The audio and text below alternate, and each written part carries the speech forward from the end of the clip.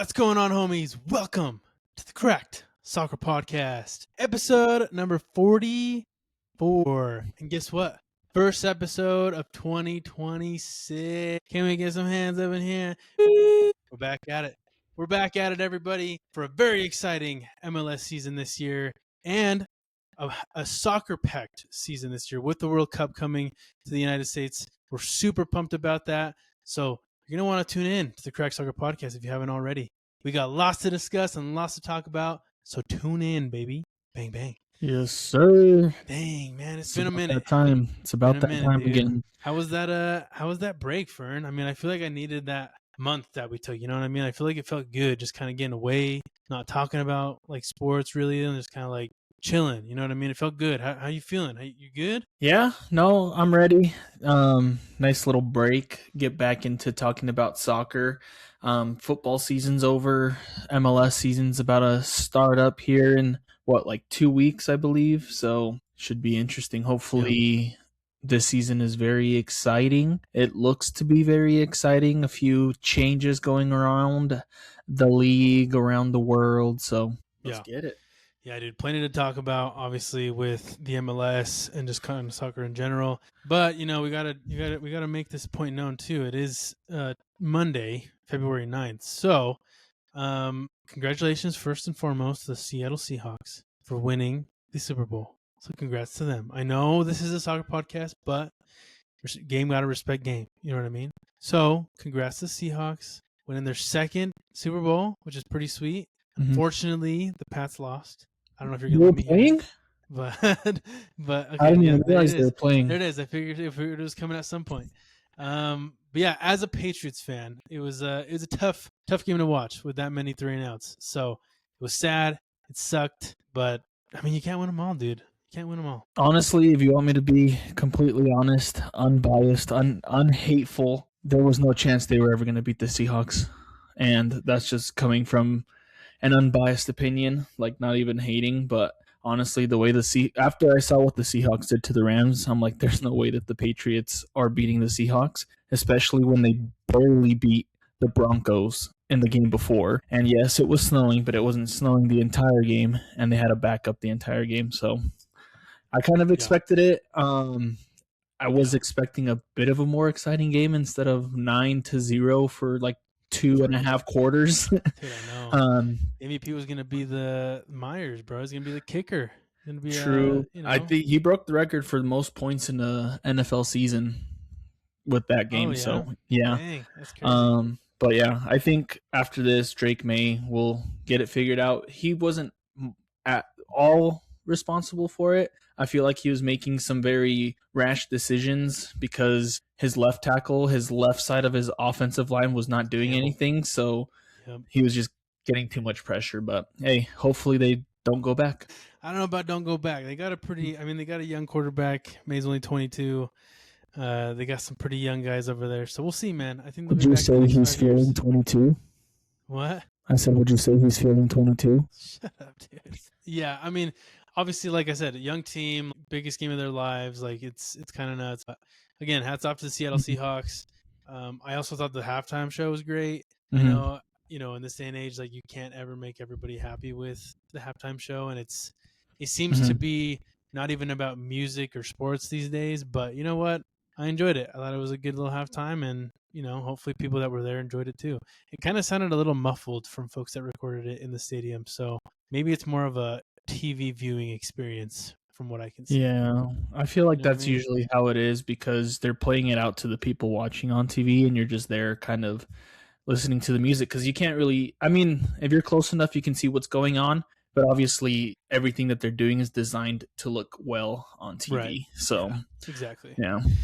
Exactly. So again, also, yeah, a preview maybe to the halftime of the World Cup. Maybe. Yeah. Supposedly. That's hopefully not. And you know what? It's a good thing you bring that up because I've seen this all over social media at this point, and I feel like it happens every year, right? It always comes up where, the Super Bowl was big and it was 120 or 50, 60, whatever million people that watched it, but you know what? It's nowhere near the World Cup and the amount of people that it brings to viewership. And like, I get it, dude. Like, Sure, this is a national sport. Like the NFL is a national thing, right? World Cup is international. There's gonna be a lot of different people watching, but it's always interesting to me to like hear people discuss that as if like it's apples to apples. Where I really don't think it is like an apples to apples thing, because of the scale of the World Cup, right? But it's always an interesting conversation. So I'm curious, like, do you think like that's a justified debate? Do you think the World Cup like halftime, do you think that's like a bigger spectacle and even a bigger stage than it is for like the Super Bowl and like the Super Bowl halftime? Like, what do you think on that? Because it's all over. So I feel like it's not really a debate. I feel like the reason it comes up is because Americans like to say that football's bigger than soccer, which numbers wise is just factually not true. you know and as far as like the halftime show, I'm trying to think of exactly how you said it, but basically the way I see it and something I saw online was, for football, it's very much of a spectacle type sport where, like, commercials, everybody goes watches the Super Bowl for the commercials, for the halftime show, and soccer's more of we're here to watch the sport, and that's what we're going to watch, and there's no distractions from it. So obviously, me being from here, watching the Super Bowl all the time, I'm used to it. So it doesn't seem too weird to me, but I can see how it seems weird for some of the people out there when there's games like the Champions League final going on where they don't have halftime shows. I think they sometimes have a pre-game show, like a pre-game performance and stuff like that. But yeah, I feel like they focus a lot on the actual sport. Yeah, no, for sure. I mean, it's a revenue generating event, like at the end of the day, you know what I mean? Yeah, for sure. And then I mean, I was gonna say, as far as like the Super Bowl, they did go out and show all the different people watching around the world. Obviously, they have games in Mexico, a lot of games in England, some games in Germany, and they had a game in Brazil this year. So obviously, the NFL does seem like they're expanding. So some people are like, oh, I don't really like this, but it's because the NFL sees the strength of being a global sport, which, so they're kind of wanting to get all that stuff out there, get to different countries. I think they said they wanted to get 8 or 9 games out in rural countries, not rural countries, but I know international countries. Yeah, I think it's a smart move. Obviously, I think they definitely want to take some pages out of soccer, right, to kind of get into the global market, but it'll be tough. At the end of the day, I think if anybody can do it, it's the NFL, because it is such a widely known sport. It's a very popular sport, so I can totally see it. But yeah, like you said, it's one of those things where it doesn't matter what I'm watching specifically, because at the end of the day, I'm just a sports guy. Like, I just like watching the game. So like the commercials, the halftime, the pre-shows, the post-shows, like I don't really care, because it's just like I just want to watch the game, you know what I mean? So it is what it is, but I'm excited for the World Cup. I'm excited for the World Cup halftime. We'll kind of see how that kind of plays out. I'm sure the lineup's going to be absolutely insane. I don't even know if it's completely confirmed, to be honest, at this point, but I think it'll be good. And we'll just see. We'll see what happens in in the next 3-4 months. We'll see what happens there. So I'm pumped for it. So sweet. Anyways, enough of the NFL talk. We got a couple other things to discuss around Major League Soccer. So without further ado, I have my can. I forgot to ask you before the show if you have yours, but I'm going to do it for both of us if you don't have it. Let's get into it.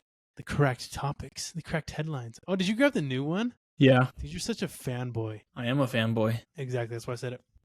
Okay. First and foremost, we covered a lot of ground in the last episode, the very last one we had before the break in December. I do believe we did cover the calendar shift and the transfer window shift, but I did want to go over it again for any of the new viewers for this year, for this month, that are kind of going into the MLS, to discuss this before we get into anything else.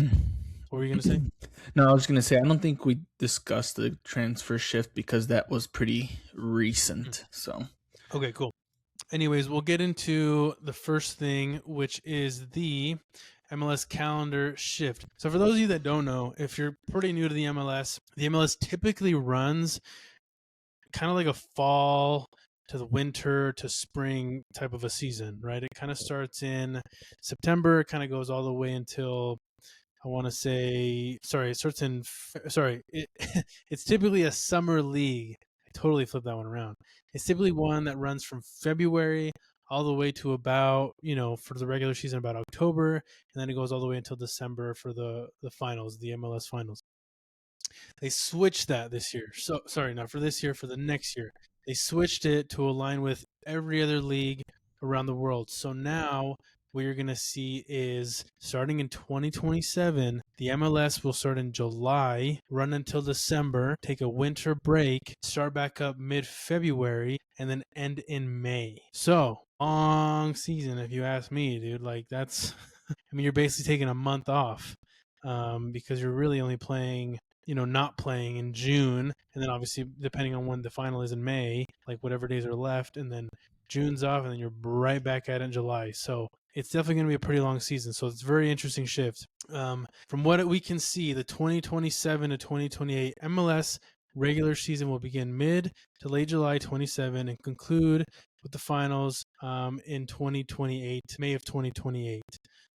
Before the calendar change, MLS will stage a transition season from February to May 2027, featuring a 14-game regular season, playoffs, and MLS Cup final. So, very interesting shift here. What are your initial thoughts on the change? What do you think the MLS was thinking here? Do you think it's a positive, or do you think it's a negative given this change? With the schedule change and everything, I mean, it depends on how you see it. I feel like with the MLS wanting to compete with these higher tier leagues, I feel like it's good for the league because now you're following what they're doing. You're not going to have as many issues with this previous season where they had to take a break in between the playoffs because of international games, which sucks for the fan because not only are the players they're not taking a break, they're playing, or some of them are playing, some of them are taking a break. And then it kind of sucks as a league to have to take a break because fans might lose interest. There's going to be a week or so.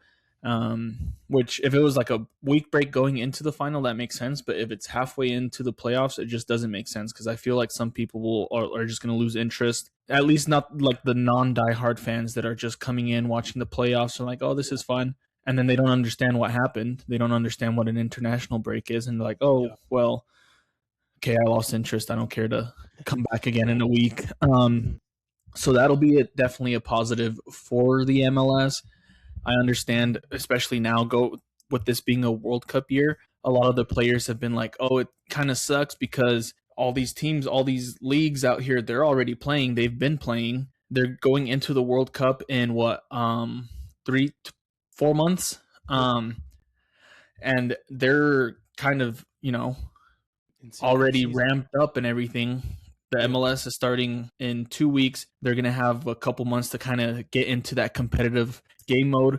They're going to have to stop their season halfway through to go to the World Cup. And depending on how that goes, there may be injuries, there may be whatever. And then they got to come back and play more games to the MLS. So it's a bit taxing on these MLS players. So I just feel like it's better for everybody. It's better for the league. It's better for the players.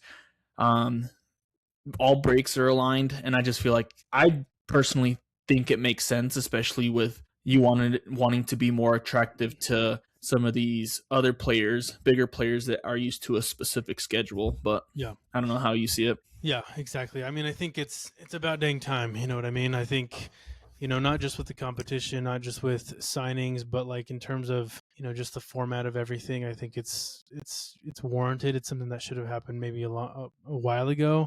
One of the things too that I was thinking about was, when you have a season like the MLS that starts around, now around February, yes, you're no longer competing with the likes of the NFL for the beginning of your season, which is great. That's good. Like the NFL's done and over with.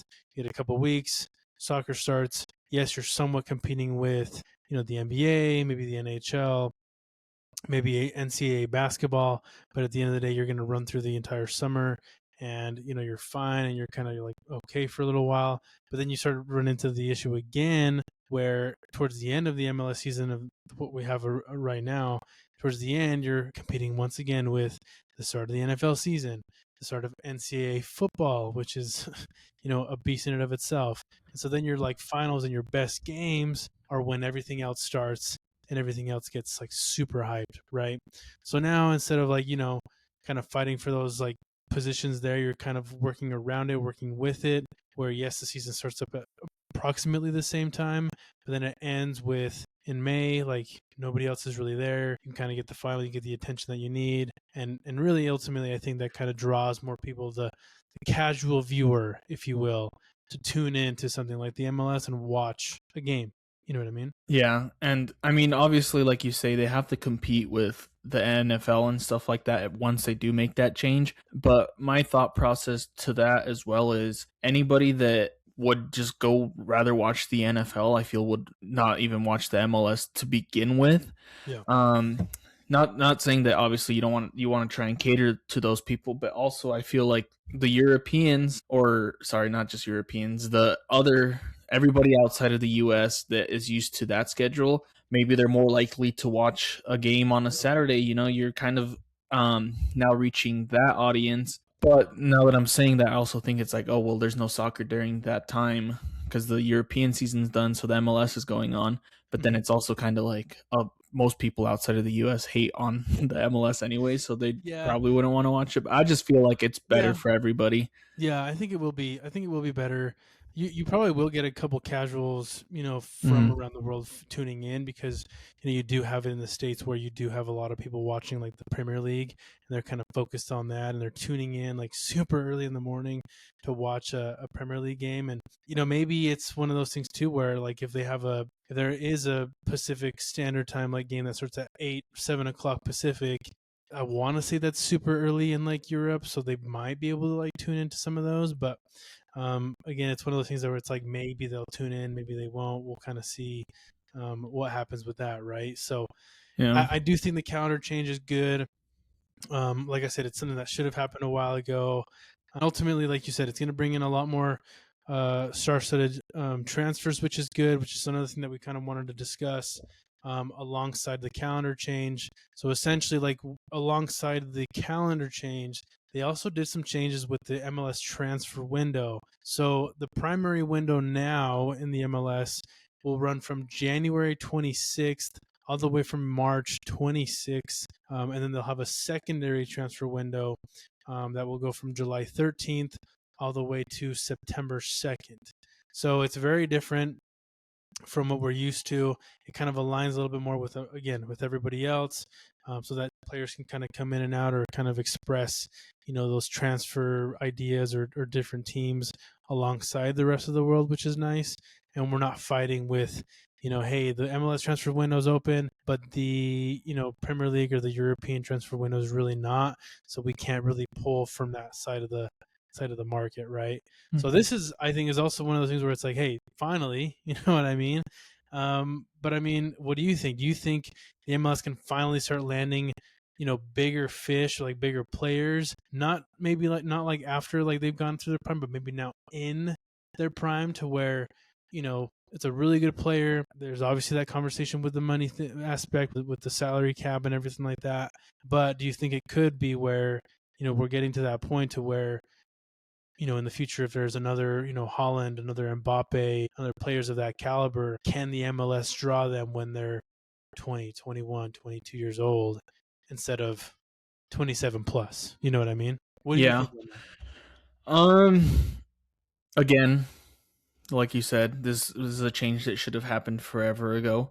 I understand maybe your seasons are off. Like obviously you're not starting till February, but you start January, you do this. It just makes it easier for the teams in your league to be able to make these transfers because they're not over here like, oh, we really want this player, but now we have to wait until this time, or like then the team loses an opportunity to sign a player because your transfer window's closed, but theirs is open, and then somebody else comes in and it takes that. So it will help them be more competitive in the aspect that they're not at a disadvantage that their transfer window starts late, ends early, however it is. And they can just go in and try and compete with these other teams out in wherever in the world they decide to be. And honestly, I feel like trying to get somebody, like you said, get somebody in their prime when they're young. I feel like the MLS has to make a shift somehow and kind of work more on trying to become a developmental league. Like I would say, obviously Bundesliga is a top league, but I feel like they're a top league because they're really good at developing their players. Obviously, you have Bayern, they pretty much win everything, but the teams under Bayern, Dortmund, they're really good at developing players. Other you know, Werder Bremen had De Bruyne, he came up there where they have good competition and they can compete against big competition, bigger teams to give the players the experience, but also not too big where they're sitting on the bench, where they can have that time to play. I feel like the MLS right now is the retirement league. Like they're trying to bring in like these older players and do stuff like that. Some of the younger players that they have leave. Araujo for the LA Galaxy. What is his name? Freaking For who? Alfonso Davies for Oh, yeah. Toronto, I believe. Obviously a lot of these U.S. players leaving. Yeah. Yeah. And I just feel like I don't know what they need to do to keep these young players and show that they can develop them so the younger people, like you say, they see this. They're like, oh, you know what? These players played in the MLS and they were able to get play time, and then they were able to transition to this higher competition out. I mean, I guess I would say Europe because I feel like that's probably, the biggest competition is Champions League. So the MLS just needs to find a way to bring those younger players in, develop them, and show the world that they have what it takes to make superstars. Yeah. And once that happens, it'll make the clubs easier and also having the money available to pay these people because at the end of the day, they love playing soccer, but they want money too. So we need to figure something out on that aspect. They got to be superstars on and off the field, man. They got to have what they need afterwards. And bro, how do you want me scoring 20 goals and you're going to pay me $500K a year when a bench player in Barcelona is making like $3 million? Dude, I know. And then you got, some crazy outrageous players in different places. Like, did you ever hear about like the pay in his contract or Sergio Ramos's contract over with Monterrey? Did you ever see those? I don't know if they were like 100% true, but I did see some of the things where it was like, aside from getting paid millions a year, they had like a fully paid for apartment, like a super nice penthouse. They had a private chef. They had a private driver with like a armored vehicle. And they had like access to the gym at all times of the day, like anytime they wanted, and all these different things. And I was like, dude, that's crazy. Like, aside from getting way more money than you probably ever would need, you also want everything else in your life just covered. Like, that's pretty nuts, right? So I thought that was wild. That's a bit excessive, like pay him the money, have him get his own house. Like, what are you doing? Obviously maybe security that can be provided by the club if they want to. But I always remember did you ever watch Goal growing up? No, I didn't. Oh, dude. I remember watching Goal, and there's a scene in Goal where he goes to, it might have been the second one, but he goes to Real Madrid. That's why I didn't watch it. He goes to Real Madrid, and he's like, obviously gets signed for all this money. And obviously, like, when you get these big clubs, they got big sponsorships with all these different companies. And they have this partnership with, I want to say it was like Mercedes or BMW or whatever the hell it was. He's like, he comes home and he's like got this big old pamphlet of cars, like different models. He's like, pick one, it's for free. They're gonna give it to us, like, so I can drive around. I'm like, that would have been insane. You know what I mean? Just thinking about it. But nowadays, it's like, if it ain't a Rolls Royce or a Bugatti, I don't want it. You know what I mean? Yeah. Well, they still do that. No, I know. Yeah. But I'm just saying, like, that's insane just to like think about that and not being, content with that, which is nuts. But yeah, the transfer window thing is pretty cool. It is. I do think it's going to bring, some more excitement to the MLS, some bigger players. At the end of the day, we also need to be able to develop players so that we can also, as hard as it is, we will have to ship them off at some point early on so that the club can make money off of these kids that they're developing and sending over to, like, AC Milan and the Borussia Dortmunds and all those different places around the world. But we'll see, right? We'll see at what point does that start to kind of say, okay, this club has enough money to really bring in the next Mbappe, the next Holland, or the next whoever it may be. So we'll see. I think it's a good thing, but yeah. And then I was just gonna say, it doesn't help that a lot of these MLS teams, like I said, they're not really sending people out to these bigger clubs, so it's probably hard for a small market team like Real Salt Lake to justify spending so much money when they can't. I mean, I'm not going to say RSL is probably one of the better teams in the MLS at developing their players. A lot of their team is homegrown, but which is nice and all. But if you're not, it's hard to make the transaction where you're just paying to have stuff, but you can't also make that money back from selling tickets, concessions, or even selling like a player, because they have Diego Luna right now, but they also don't really want to sell him because he's their best player. And honestly, with the money that they do make from him, I can't see them making their team that much better, unfortunately, being from Utah. Yeah, for sure. Yeah, man, we'll see. A lot of different things that happen, like with that transfer window. I think it'll just continue to develop, as years go on.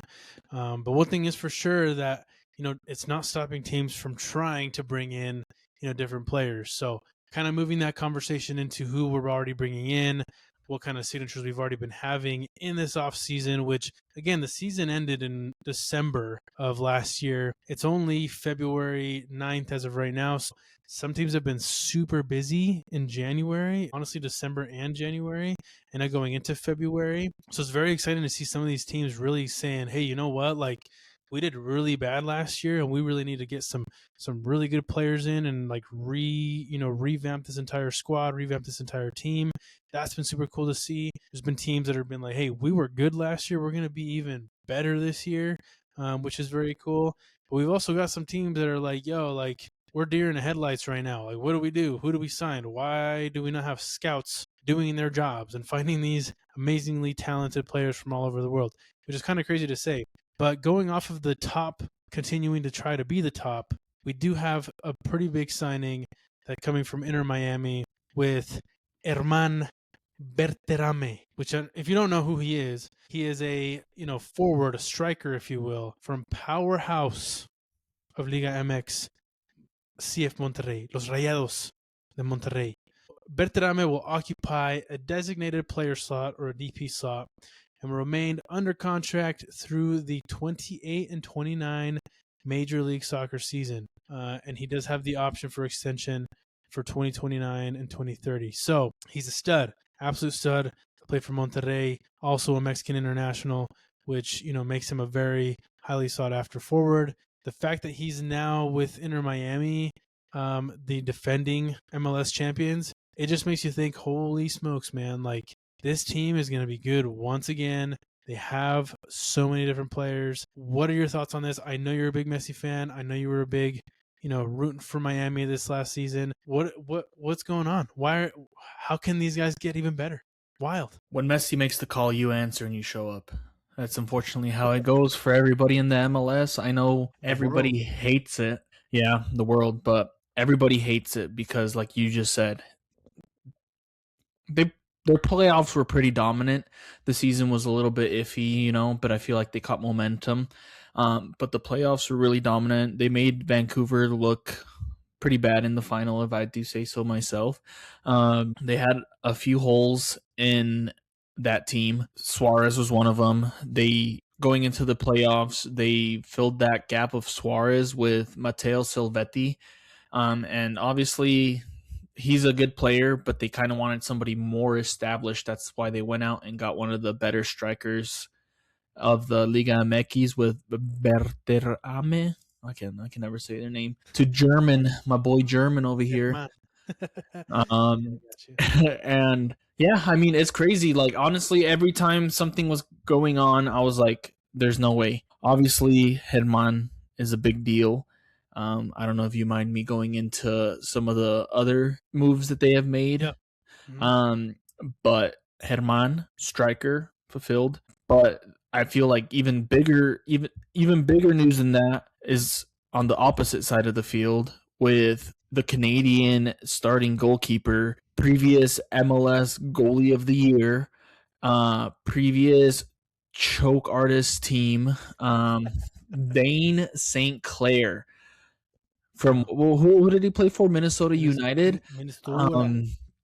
He came into the league and started for Minnesota United up until now. They took the reigning goalkeeper of the year, which is crazy because I felt like Rios Novos was playing really well for them. But obviously, if you have the opportunity to sign the goalkeeper of the year, you're not going to say no. Yeah. And they actually ended up getting rid of the older guy. I can't think of his name right now. And they re-signed Rios Novo as the backup. So I feel like they have a really good, personnel in between the sticks. So yeah, this team, it's crazy. Like I don't know how they do it. Again, Messi just has that pulling power because I swear anytime they were like, "Oh, why did you sign?" They're like, "Well, I've grew up watching Messi, like literally, like that's how it is." You don't if you have the opportunity to play with him, his career is coming to an end. There's not very many opportunities to get to play with him. So yeah, we'll see. And then I saw one of the things that happened was when Minnesota United beat Miami earlier in the season, this previous year, they were like putting up random stuff or whatever on their Instagram, basically talking smack, and David Beckham was like, "Win with respect" or something like that in their Instagram comments. So he went in and stole their goalie. Crazy. There you go, dude. I mean, yeah, he's been having a lot of conversations with David Beckham over there, man. He's definitely been, working and trying to do what he's got to do, which, honestly has been very fruitful given Messi and essentially making another Barcelona in the States. But he continues to do it, man, because there's even conversations, which there's even the one that I haven't posted. Like there is the conversation around Blackman coming over to Inter Miami, which would be absolutely insane for the back line there in Inter Miami. But for those of you that also don't know, he is having conversation with Casemiro, which is playing currently right now with Manchester United in the Premier League, which some would say, he probably just still has a couple good years left in him. Honestly, I'm surprised. I just realized that he was still there. I assumed he had moved because I hadn't seen him play in like the longest time. Right? I know.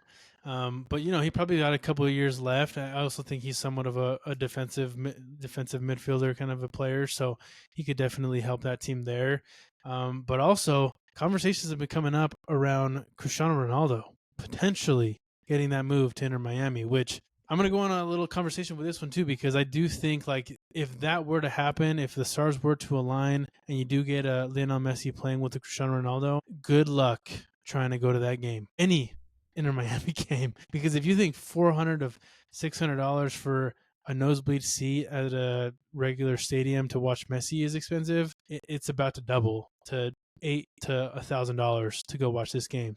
That would be absolutely insane. I don't really know where they would put him, to be completely honest. Maybe they'll kind of put him as a left forward, but he's not exactly like in the same fitness stage that he was back in the day, so he would need to be kind of that number 9 type of a poacher, cherry picker kind of a player, right? Like that he's kind of doing right now with Al Nassr. But I also think like this is a kind of a ploy from both ends where Miami just kind of keeps putting the fuel to the fire of like, we're just going to be the best team, everybody's going to want to come play here. But I also think on the other side of things with like Cristiano Ronaldo, I think he's using this as more of like a negotiation tactic to probably get Al Nassr to really wake up with what they're doing in the Saudi club. Because from my understanding, they're not investing as much into the team as rivals Al Hilal and a couple others are. So I think he's kind of using this as like a, hey, figure it out. I want to win trophies. I haven't won a trophy yet. You know what I mean? And Messi's over here in the MLS. He's already won a ton of crap. Like, what the hell's going on? So that's how I feel. But what do you think on this news, man? Like, could we see Cristiano Ronaldo come? If he does come, I don't think he goes to Miami. But who knows? No, it just makes me laugh that you're saying they haven't invested enough in their freaking team, bro. When they're over here paying Cristiano Ronaldo $1 billion But no, dude. It's more of the conversations around him. Yeah. But yeah, I know what you're saying. Yeah. No, but I don't know, dude. He's just garbage, dude. He can't win a trophy for his team. What does he want? It's not the money that they're spending. He just is not as good as he used to be. He's only good at scoring goals, and he can't really do that as well. I'm sorry. I'm a little bit of a hater, but everybody knows he's getting old. He's not scoring as much as he was. And that's kind of what sucks about goal scorers or players that just rely on scoring goals, because before he was fast, he was able to do skill moves, he was able to get past these players, but now he can't. And I feel like, yes, maybe the squad that he has out there isn't necessarily, it is built around him. It has to be. He's Cristiano. But he just needs a little bit of something. I don't believe Miami can get him on this team without making major changes. I think it would. Big major, like, hey, cheating, like you said before. Yeah. What's going on here? Because honestly, so I was looking it up because I was just curious, but his contract ends in June of 2027, and that's the only way they'd be able to, obviously, is they'd have to structure some things. So this wouldn't, if he were to come to Miami, I don't think it'd be until 2028. If I had to guess, which I doubt he's playing till then. How old is he right now? 38, 37. So he'll be 42 when the contract ends. That's what it says. Sign a contract extension that will keep him with the club until he is 42. Which honestly, at that point, like, so he's 40.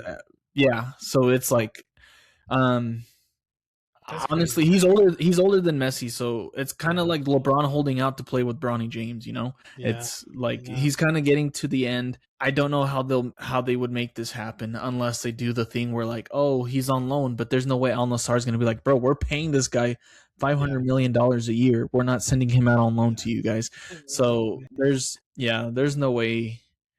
Yeah, it's happening, at least in Miami. Like you said, it might not be Miami. It might be the MLS, but I don't see it being Miami. Yeah, if anything, it's going to be in the other coast. I think it'll be somewhere in Los Angeles. I could definitely see. There's no way. Oh, yeah. Sorry. I could see someone like that bringing him in. I mean, Orlando would be a long shot. Yeah, but I'm thinking the two big clubs in the West, like LAFC, LA Galaxy. If you're thinking of another two clubs that probably have a lot of money and a lot of backing from, like, the City Group and Red Bull, you're thinking of New York Red Bulls, or sorry, Red Bull New York, and then New York City FC. So those are probably the only four other teams that could probably even compete for something like Cristiano Ronaldo, because homeboy ain't going somewhere that he's going to be not selling out and not being the center of attention. You know what I mean? Yeah. So, I don't know if I'm just being a hater with saying that. Besides the name factor, I feel like it's hard to justify spending that much money on Cristiano, just because, I don't know, maybe the Saudi League is harder than the MLS, and that's why Messi's over here winning everything, But I don't think that's the case. But yeah, spending that much money to get somebody for a couple years just to sell some shirts. Yeah. If you're paying for Cristiano, you got to do what Inter Miami's doing, and that's building a team around him. You got to get a bunch of young players, young wingers, young midfielders that can just feed him the ball. Because at this point he's just like Chicharito, waiting in the box to get the ball or waiting for a penalty to come by. So yeah. I don't know. Yeah, it'll be interesting to see, man. We'll see if that other side of the greatest of all time conversation guy ever comes into play. But do you think we'll see the first ever 3-person team for Miami? Messi and Cristiano and St. Clair? Because they sold everybody else to get just those two guys on their team. Did I know, right? No. But that would be funny. I don't know if he'll ever come to MLS, to be completely honest with you. I think he's got a very cushy spot there in the Middle East, and I do think they protect him, and they definitely do things to make him, feel rewarded all the time. So I have a hard time believing it. Never say never, obviously, but I don't see Cristiano Ronaldo coming to the MLS. There is 5 games left in the Saudi Pro League. And they're only 1 point behind Al Hilal, so there is a possibility, he wins his first trophy there. So We'll see. We'll see. Other major news for transfers. We do have another major name that is coming into the MLS, not on a team that maybe a lot of people would have, pointed out, but we do have James Rodriguez, Colombian international superstar, coming to Minnesota United. Kind of insane. Minnesota United announced that the club has signed attacking midfielder James Rodriguez to a guaranteed contract through June of 2026. 26, really? Guaranteed contract through 2026. With a club option through December of 26. So basically till the end of this year. Yeah, probably. But June of 26, that's halfway through the year. I guess it's more of like for the World Cup. Prior to the World Cup, and then how he ends up. Oh, that's weird. Club option through December. Which so now that you mentioned, 4 months, because that's what it says. How much is it for? How much do they pay for 4 months? I'm going to see. Let's see. Rodriguez will occupy an international roster spot pending medical and receipt of a visa. James is a player of high quality, yada, yada, yada. We'll leave that within our structure. He can kind of fit. I'm very happy with this next chapter of my life, said James. Legendary Colombian international, one of the most recognizable people. International Rodriguez represented Colombia. Yep, we kind of mentioned that already. Kind of looking at a couple different things. I don't know. I mean, I haven't seen anything. Reading this is kind of not wild because they kind of made a big fuss of this. But yeah, it literally says that he has a contract through June of 2026. Yeah. So it says he could potentially call it quits in mid-season. Yeah, guaranteed contract through June 2026. And then if the club, it's up to the club, not him. So they could keep him till December. But it says the deal is close to $5 million annually, and I believe he will be playing for the Colombian national team. There's no way he's not. Right. They're in the World Cup, right? They made it? Okay, I'm pretty sure they made it. If they're in there, he's playing because he's their captain, and he's only 34 years old. So I don't see him not playing. But that is weird. 6 months.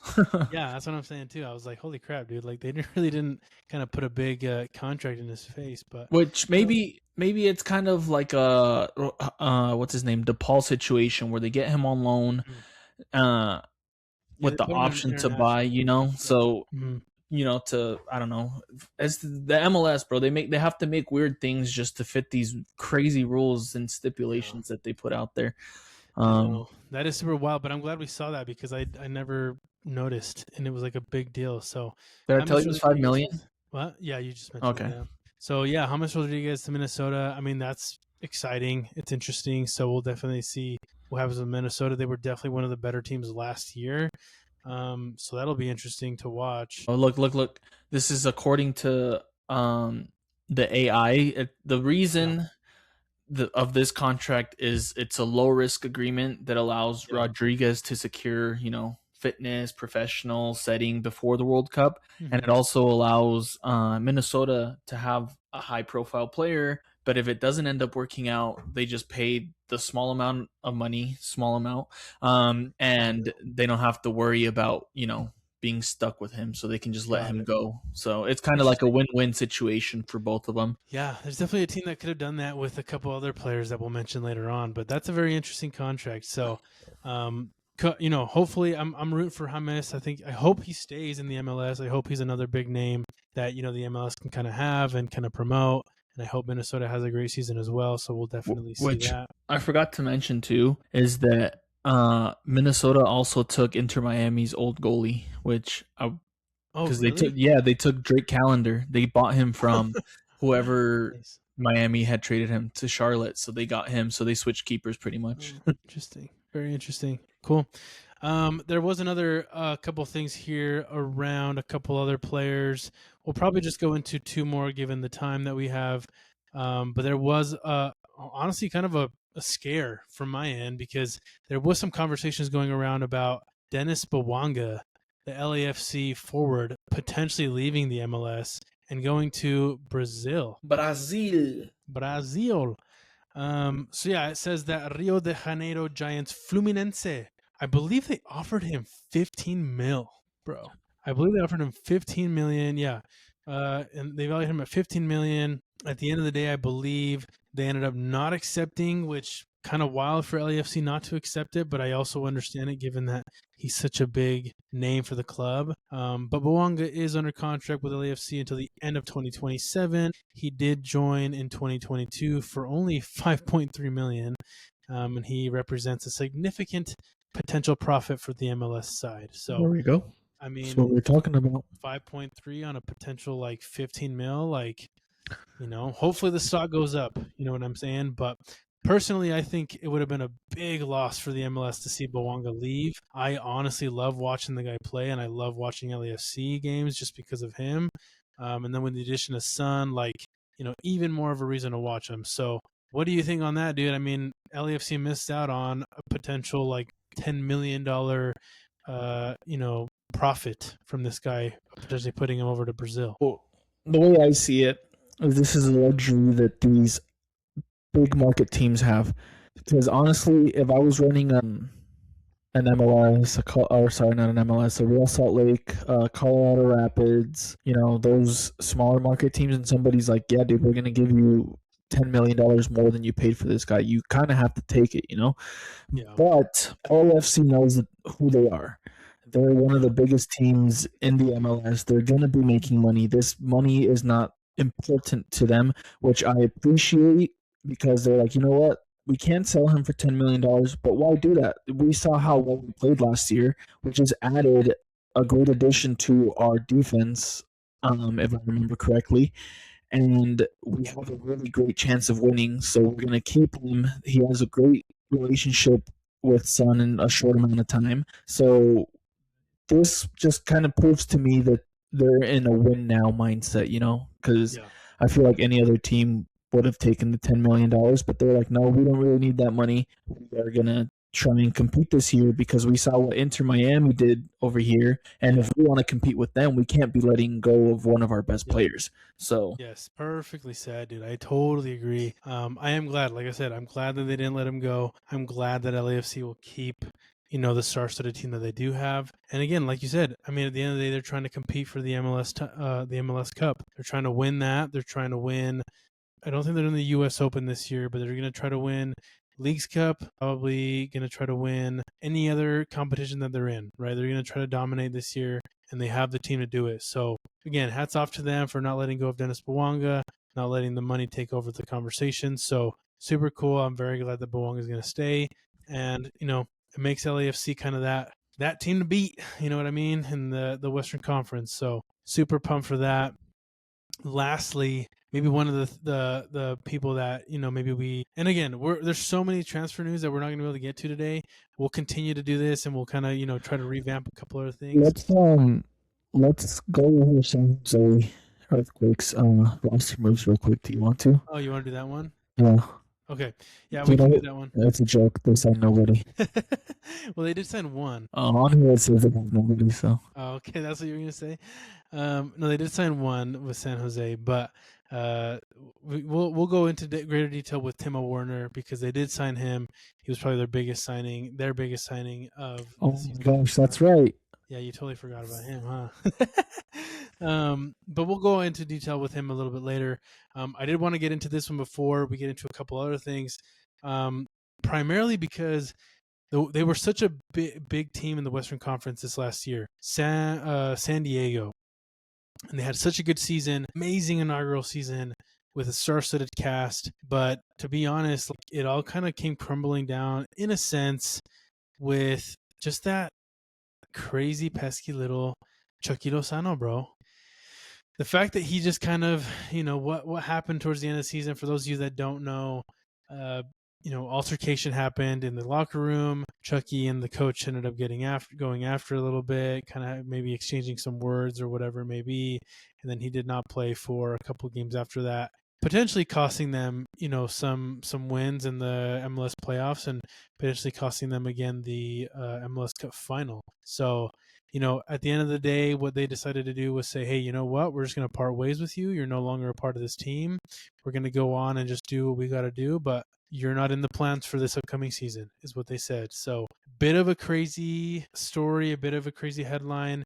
It is sad because it is Chucky. He is a Mexican international. He did a lot of great things throughout the regular season, but I mean, what does this mean in terms of like, hey, if you don't fit into the squad, if you can't, do what you got to do and be a good team player, like they're gonna let you go. Like, what do you think on that, dude? That's kind of wild.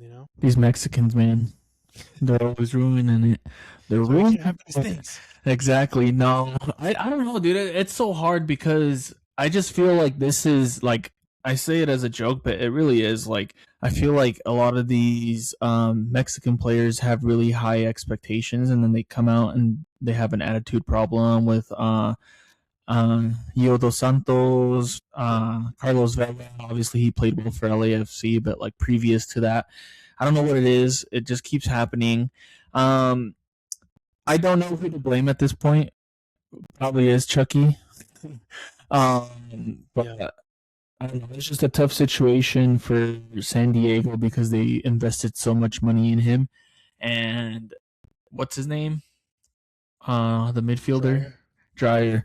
Dryer. He ended up being the top player. Chucky was important to the team when he was playing. He was injured quite a few times throughout the season.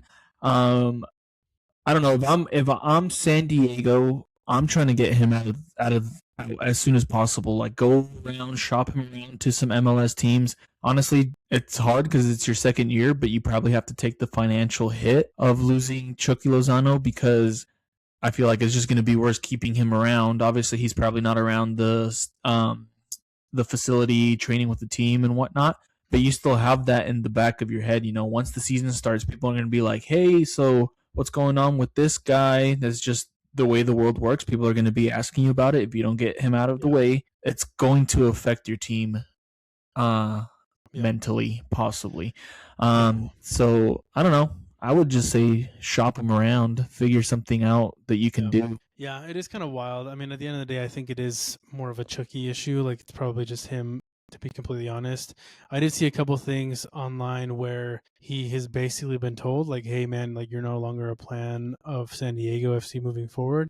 And he hasn't even left the facilities. Like, I believe I saw, and I don't know if it was real or fake or not, but I did see a picture of him, like, still at the facility, training, doing whatever he's got to do. So, I'm sure he's trying to like not leave because from what I also saw, it did look like they were trying to send him off to a couple other teams in Liga MX, and they were like, "Yo, we don't want him, bro." Like they probably know something that San Diego knows too. They probably know kind of how he is, what kind of a player he is, maybe like in terms of his regular stuff. Yeah, literally one of those situations. So you got to cut that key card off, bro. You gotta shut it off. So it's kind of wild that they haven't done that, but at the end of the day, Honestly, we'll see. yeah, with them saying like, "Hey, you're not part of the plans," why? Okay, well, you probably do have to say that, and it's gonna come out. But like, figure out a way to just get him out. Like I said, shop him around or do something because this is helping nobody. It's not helping him. Yeah, It's not helping your team. It's just gonna cause drama, and you definitely don't want that after having such a great season the yeah. season prior. You want to take the high from last season and get into it and lose any distractions going into this season. So honestly, just sell him to the LA Galaxy and make it more fun for you guys. Dude, that would be so crazy, bro. He would go off on these guys. He would not. Oh man, that would be honestly insane. Um, yeah, we'll see. We'll see what happens, man. Um, I was gonna do a couple things really quick before we get into the last couple topics. Really quickly before we finish this off with a couple last things here, I did forget to mention that there is, and I did mention this in a quick story that we did. The Concacaf Champions Cup, for those of you that don't know, is going on currently, and there are some MLS teams that are in this tournament that are playing in this tournament. I don't believe there's any games today in the day of the recording of this recording of this episode. Um, but there have already been some games here. So I did want to just mention a couple different things. In terms of the bracket, what we can see is in terms of the MLS teams that are in, we do have San Diego FC, which we just mentioned. Hopefully they do well. We do have LA Galaxy. We have LAFC. We have Miami. We have Nashville, Philadelphia, Cincinnati, Seattle, and Vancouver. So plenty of MLS teams that are in the Concacaf Champions Cup. One of the things that we just, it kind of sneaks up on everybody. You know what I mean? It kind of starts when nobody's really watching. So that's going on, and hopefully some people are kind of starting to watch some of these games. There's a big game tomorrow. Did you see that? I think so. Is That's it San Diego versus Pumas tomorrow at 6. Yep, and that one's going to be actually the second game, so that will be the second time they play. The first one. Oh, they won September, February 3rd. What the heck? How did I miss that? That's crazy. Yep. No, that's what I'm saying. I remember watching that game. Like I watched a little bit of the game, and I was like, oh man, like we're already missing matches, bro. Like what the heck's going on? So yeah, this is going on already. They already played Pumas. They already beat them 4-1.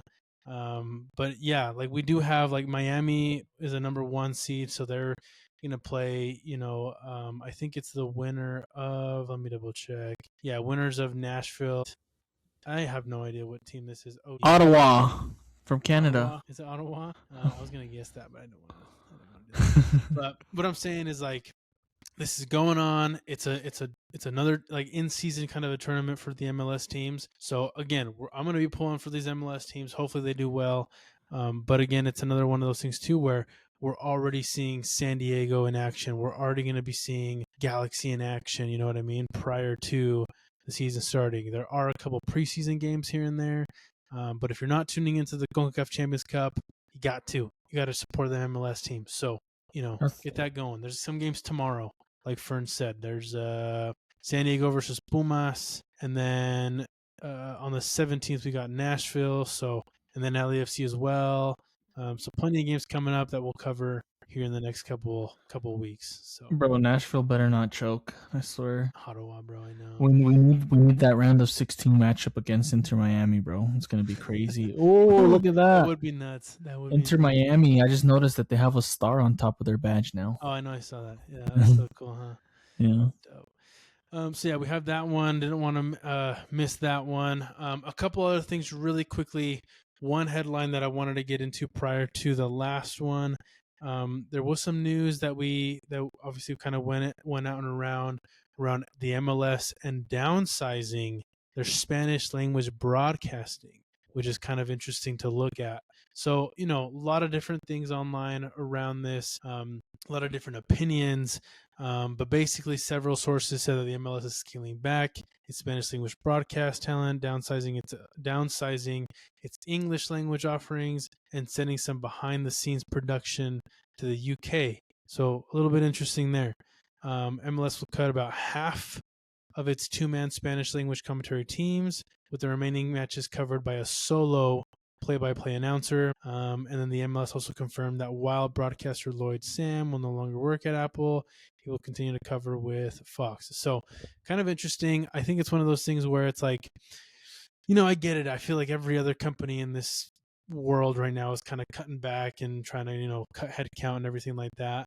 But it is also interesting given the fact that probably most of the people that are watching the MLS are Spanish speaking. I would love to see the demographics on it, but I would assume a lot of people that watch the MLS or a lot of people that are in the States watching soccer probably speak Spanish. I'm assuming, right?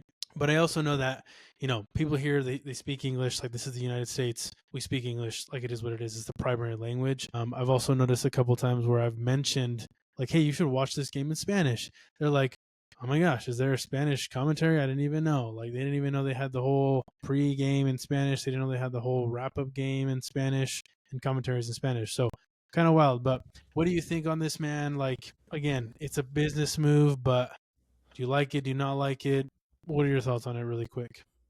Yeah, I was just looking up the demographics, but it says the Hispanic Spanish-speaking core is approximately 20 to 30% of the MLS fan base that identifies as Hispanic.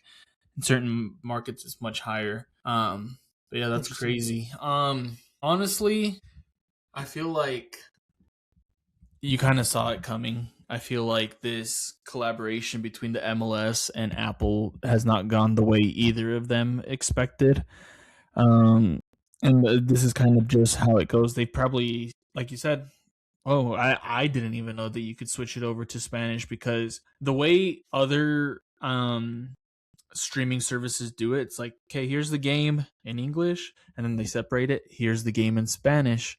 So like they gave you the two options there, but the way the MLS and Apple did it, you just had a little scroll wheel and you switched over. So I mean, obviously, I'm not gonna do that. Most of the time, I'll just watch it in English if I need to, and I'm not gonna go out and look to see unless it's given to me before clicking on the game.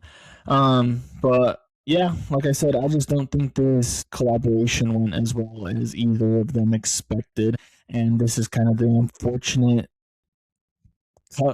cuts that they have to do to these costs as the partnership ends. There's no reason for Apple to continue and the MLS to continue trying to like pay these people. And I mean, I don't know what you think, but I'm pretty sure this partnership's coming to an end as soon as the contract ends.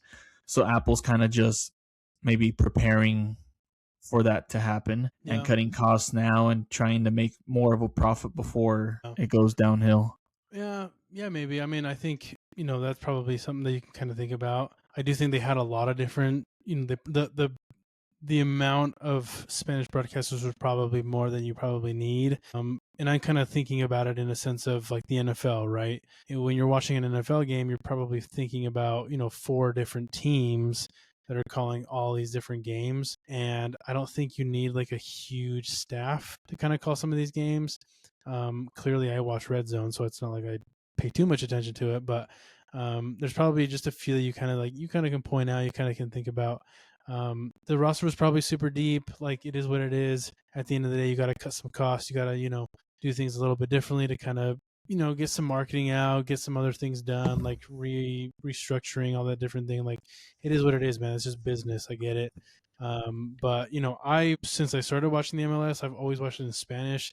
And so whenever I turn a game on, it just does it in Spanish. But yeah, I rarely ever listen to it in English. So, the fact that it's going to be a little bit less, smaller teams, I'm hoping it's the guys that I more enjoyed, but, we'll definitely see. I don't know. I don't know. I don't really have too much more to say on this one, just because, I watched it in Spanish, but I don't necessarily know like how much money they saved in doing this. So yeah, that's the hard part. Like, obviously, like I just saw, the demographics obviously point towards a lot of Spanish speakers, but this is the MLS, Yeah. So obviously they're gonna have to cut on that side of the field and kind of point towards more of these English-speaking commentators, which no hate to them, but they need to be a little bit more exciting. Yeah, for sure. So last thing we'll kind of mention before we kind of wrap things up here. We'll discuss this one a little bit later too, in a couple different episodes in the future, but as well as just a lot of different things going on in the MLS. There's a lot of different things going on with just soccer in general in the United States. For example, the USL, which a lot of people will understand that is somewhat of a D2 in the world of soccer in the US. But the USL, we've mentioned this last year, they are implementing the promotion relegation, which I believe will go into play in 2028. But that'll be something to kind of take a look at and obviously keep an eye on for the MLS, just for kind of, teams in general, players, things like that. Like, is that an entirely new pipeline of players that the MLS isn't even looking into? We'll see, right? I think that's going to continue to grow and push the game, as well as just the NCAA and like men's college soccer, like, I know we were trying to get into it last year, but to be completely honest, like, there was nothing out there around men's college soccer.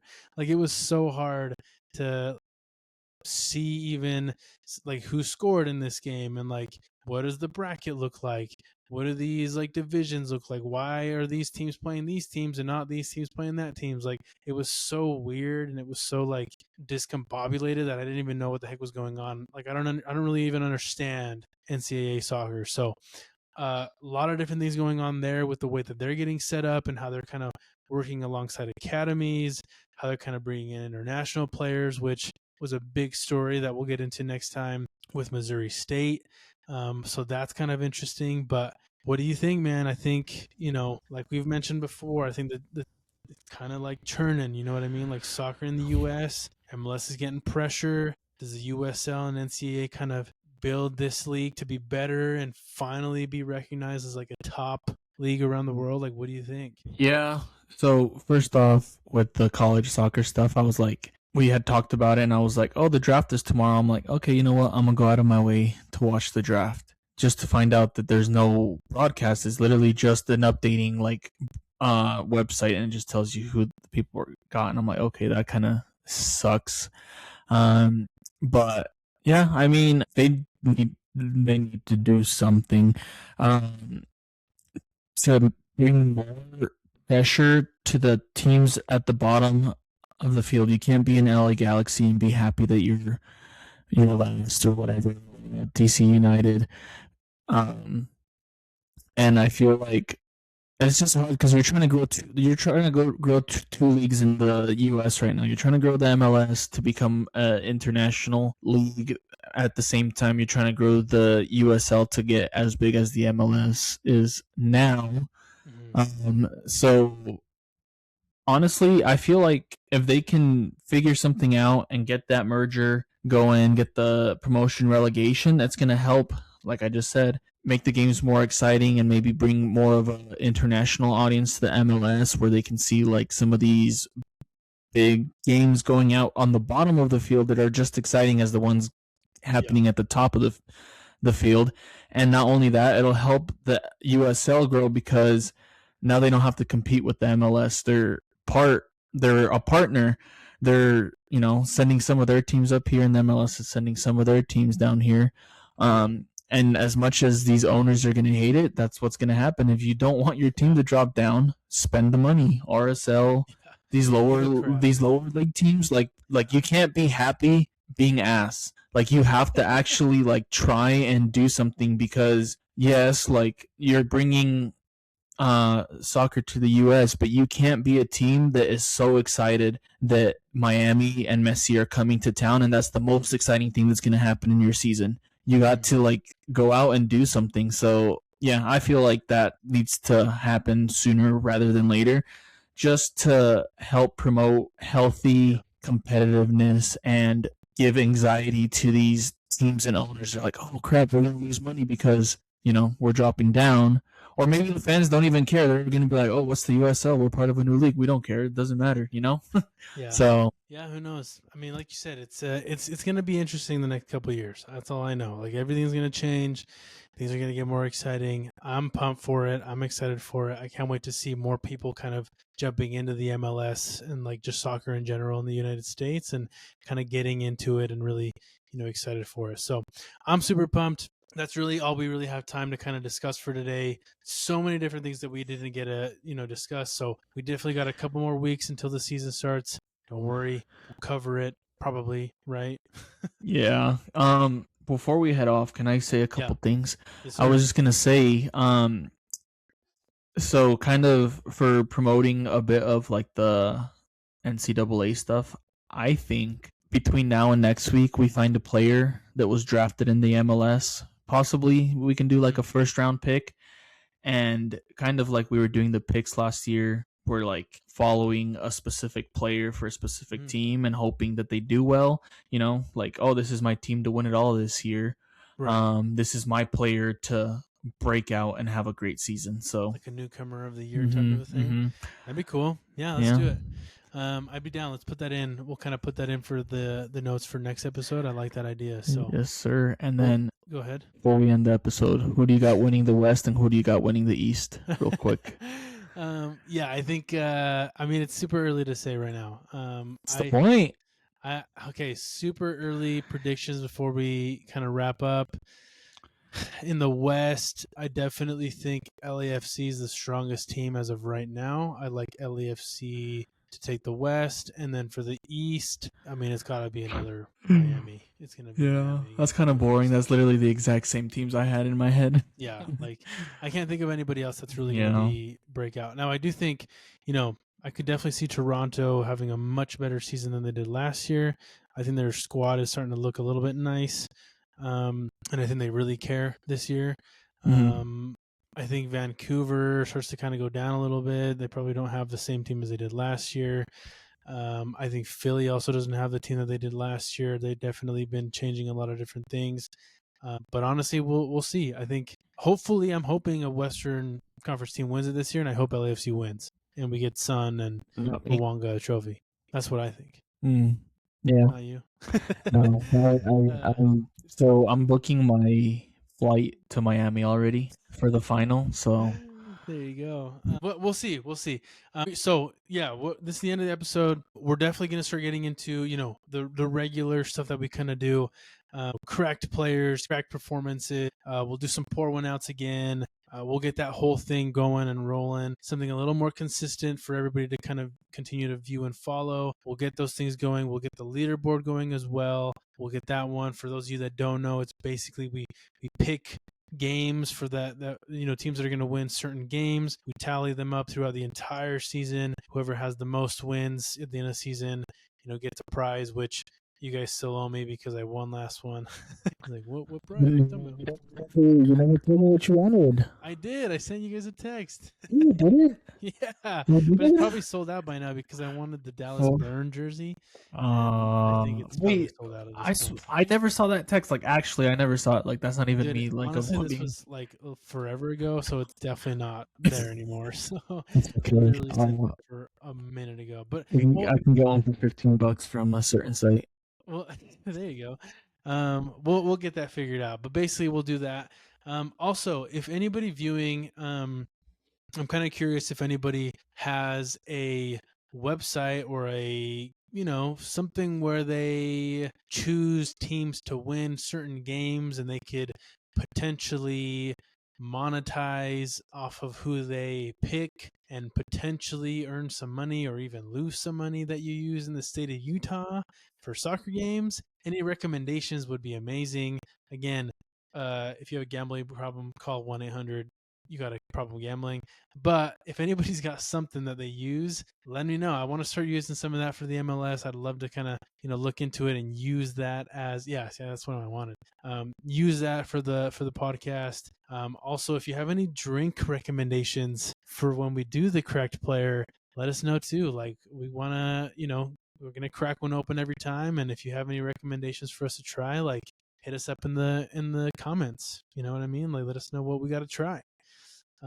So that'll be cool. But again, plenty of things to do. The season doesn't start till another couple of weeks. Plenty of things to cover. We'll keep you guys entertained on a weekly basis from here until the end of the season in December. I think it is going to be again. So, any last thoughts from you, Fern, before we cap off this episode? I'm ready for another season. Hopefully my picks go a lot better this year. I did end up last, so I guess I didn't end up last. I ended up third, guys. Okay, let's say that. But yeah, no. Hopefully things go well. Again, like I said at the beginning, hopefully the season is exciting. I feel like last year, especially going into the playoffs, it was super exciting. There was a lot of really good teams going into the playoffs, a lot of rivalries kind of being built and stuff like that. So hopefully it goes well. I know San Diego will beat every California team. They're undefeated to them, if I remember correctly. So hopefully they keep that going. The jersey is not sold out. They have all sizes, just so you know. So yeah. Cool. Sick. Love it. Love to hear it, man. So yeah, appreciate you guys tuning in. Again, we're going to be on YouTube, Instagram, Facebook, TikTok. We'll get some clips out. We got some other things in planning right now as well. So we'll have plenty of content coming out this year. But any recommendations on anything, let us know in the comments. We appreciate y'all tuning in to the Correct Soccer Podcast, episode 44, first one of the 2026 calendar year. We appreciate y'all. Peace.